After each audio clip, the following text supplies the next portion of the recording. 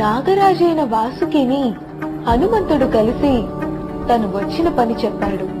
ఆ ఉంగరాల కొండ ఎంత పెద్దగా ఉందంటే అందులో రాముల వారి ఉంగరం దొరకడం అసాధ్యం. కానీ ఆశ్చర్యంగా ఆయన తీసిన మొదటి ఉంగరమే రాముల వారి ఉంగరం అయ్యింది. అంతేకాదు, రెండవ ఉంగరం కూడా తీసి చూస్తే అది కూడా రాముల వారి ఉంగరం లాగే ఉంది. నిజానికి ఆ కొండలో ఉన్న అన్ని ఉంగరాలు ఒకేలా ఉన్నాయి. అంటే నిజంగా బోలు మంది శ్రీరాములు హనుమంతుడు ఉంటారా? అవును. సరే, మరొక రాముడికి ఒక రాముడు, ఒక హనుమంతుడికి ఇంకో హనుమంతుడు కలుసుకోరా?